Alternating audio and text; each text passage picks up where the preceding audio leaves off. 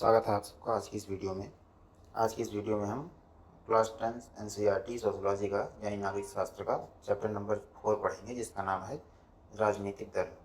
तो जो पहला टॉपिक आता है इस चैप्टर में आता है राजनीतिक दल क्या है। तो राजनीतिक दल ऐसे लोगों का संगठित समूह होता है जो समान विचारों, नीति और कार्यक्रमों के आधार पर चुनाव लड़ते हैं और सरकार बनाने का प्रयास करते हैं। ठीक है। फिर आता है राजनीतिक दल के 3 मुख्य घटक। कौन कौन से घटक होते हैं? पहला नेता होता है, दूसरा सक्रिय सदस्य होते हैं, तीसरा समर्थक या अनुयायी होते हैं। ठीक है। फिर आता है राजनीतिक दलों की आवश्यकता क्यों है। ठीक है। तो लोकतंत्र में राजनीतिक दलों के बिना शासन चलाना कठिन हो जाएगा। यदि राजनीतिक दल ना हो तो उम्मीदवार स्वतंत्र रूप से उम्मीदवार जो है स्वतंत्र रूप से चुनाव लड़ेंगे। अस्थायी सरकार बनाना कठिन होगा। नीतियों में एक रूपता नहीं होगी और जनता और सरकार के बीच संपर्क जो है कमजोर हो जाएगा। ठीक है। फिर आते हैं राजनीतिक दलों के प्रमुख कार्य।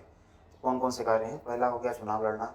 फिर आता है राजनीतिक दल उम्मीदवारों को चुनाव लड़ने के लिए टिकट देते हैं। ठीक है। मतलब जो राजनीतिक दल होते हैं वो अपने उम्मीदवारों को चुनाव लड़ने के लिए टिकट देते हैं। नीतियाँ और कार्यक्रम प्रस्तुत करना। हर दल अपनी नीतियाँ और योजनाएं जनता के सामने रखता है। ठीक है। फिर आता है सरकार बनाना। जो दल गठबंधन बहुमत प्राप्त करता है, मतलब जो चाहे दल अपना खुद से बहुमत प्राप्त करे, चाहे वो किसी और पार्टी के साथ गठबंधन करके बहुमत प्राप्त करे, वो जो है सरकार बनाता है। फिर आते हैं कानून बनाना। विधायिका में चुने गए प्रतिनिधि कानून बनाते हैं। ठीक है। फिर आते हैं विपक्ष की भूमिका निभाना। तो जो दल सत्ता में नहीं होते विपक्ष बनकर सरकार की आलोचना और निगरानी करते हैं। जनमत का निर्माण। ठीक है। राजनीतिक दल विभिन्न मुद्दों पर जनता को जागरूक करते हैं। ठीक है। जनता और सरकार के बीच जनता और सरकार के बीच खड़ी तो वे लोग समस्याएं सरकार तक पहुंचाते हैं। ठीक है। कितने दल होने चाहिए? तो एक दलीय व्यवस्था, वन पार्टी सिस्टम। केवल एक दल शासन की अनुमति होती है। उदाहरण के लिए चाइना। तो ऐसे देशों में कुछ देश ऐसे हैं जहाँ पर सिर्फ एक ही पार्टी का होता है, दूसरी पार्टी नहीं होती। तो वहाँ पर एक दलीय व्यवस्था कहते हैं। जैसे चाइना में जो है सिर्फ वहाँ की जो अपनी पार्टी कम्युनिस्ट पार्टी है सिर्फ वही है। ठीक है। फिर आते हैं द्विदलीय व्यवस्था, तो 2 पार्टी सिस्टम। मुख्य रूप से 2 दलों के बीच सत्ता का मुकाबला होता है, जैसे कि यूनाइटेड किंगडम, यूनाइटेड स्टेट, यानी जैसे यूनाइटेड किंगडम हो गया, अमेरिका हो गया, यहाँ सब जो है मुख्य रूप से 2 ही पार्टी हैं। फिर आता है बहुदलीय व्यवस्था। कई दल चुनाव में भाग लेते हैं और गठबंधन सरकार बन सकती है। उदाहरण के लिए भारत में बहुत सारी पार्टियां हैं। ठीक है। और यहाँ पूर्ण बहुमत से भी सरकार बनती है, गठबंधन सरकार भी बनती है। आप दोनों देखे होंगे। ठीक है। फिर आते हैं भारत में राजनीतिक दलों के प्रकार। कौन कौन से प्रकार हैं? राष्ट्रीय दल। ठीक है। फिर दूसरे होते हैं राष्ट्रीय दल कौन होते हैं? ऐसे दल जिनका प्रभाव कई राज्यों में होता है, वो राष्ट्रीय दल कहलाते हैं। ठीक है। जैसे भारतीय जनता पार्टी हो गई, कांग्रेस पार्टी हो गई, ठीक है, कम्युनिस्ट पार्टी हो गई। मान लीजिए अब तो कम्युनिस्ट पार्टी की सरकारें नहीं हैं कई राज्यों में, एक आध राज्य में थी, अब तो वो भी नहीं है प्रेजेंट टाइम पर। तो आम आदमी पार्टी हो गई। ठीक है। फिर आते हैं राज्य दल, क्षेत्रीय दल। ठीक है।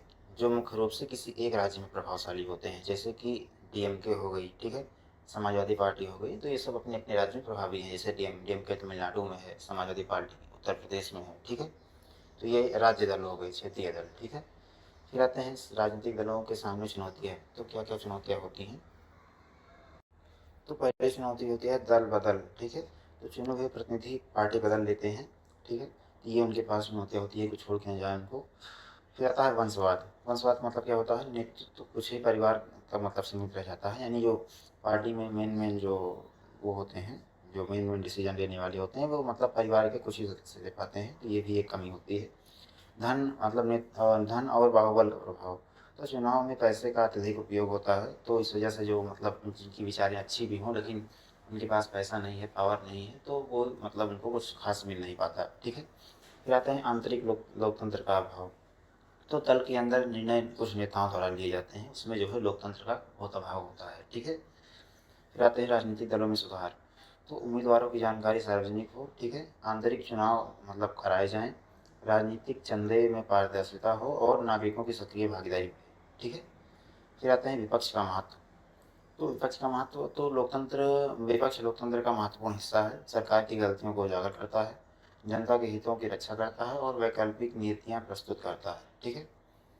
गठबंधन सरकार क्या होती है? जब कोई दल अकेले बहुमत नहीं प्राप्त करता, कई दल मिलकर सरकार बनाते हैं, तो भारत वो गठबंधन सरकार होती है। भारत में गठबंधन राजनीति जो है सामान्य है। ऐसे विभिन्न समूहों को प्रतिनिधित्व मिलता है, ठीक है। तो छोटे बड़े जो सबको समूह हैं उनको भी अपना अपना जो है प्रतिनिधित्व करने का मौका मिलता है, ठीक है।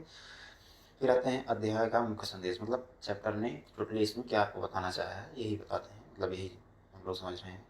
तो राजनीतिक दल लोकतंत्र की रीढ़ है। वे चुनाव, सरकार और जनता और जनमत निर्माण में महत्वपूर्ण भूमिका निभाते हैं। दलों में सुधार आवश्यक है ताकि लोकतंत्र और मजबूत हो सके, ठीक है। फिर इस चैप्टर के महत्वपूर्ण पॉइंट जिनको आपको विशेष रूप से याद रखना है, जैसे कि राजनीतिक दल लोकतंत्र की सबसे महत्वपूर्ण संस्थाओं में से एक है। राजनीतिक दल के 3 घटक हैं, नेता, सक्रिय सदस्य और अनुयायी, ठीक है। भारत में बहुदलीय व्यवस्था है। राष्ट्रीय और राज्य दलों में अंतर पूछा जा सकता है, ठीक है।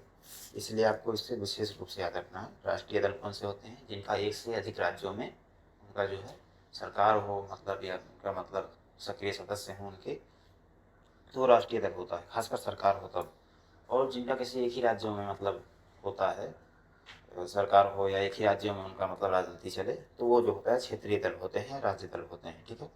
वंशवाद, धन बल और आंतरिक लोकतंत्र मतलब का अभाव प्रमुख चुनौतियाँ हैं। विपक्ष लोकतंत्र को मजबूत बनाता है, ठीक है। फिर इस अध्याय का सार, मतलब बेसिकली आपने इसमें क्या सीखा जानते हैं। तो राजनीतिक दल लोकतांत्रिक व्यवस्था के प्रमुख स्तंभ हैं।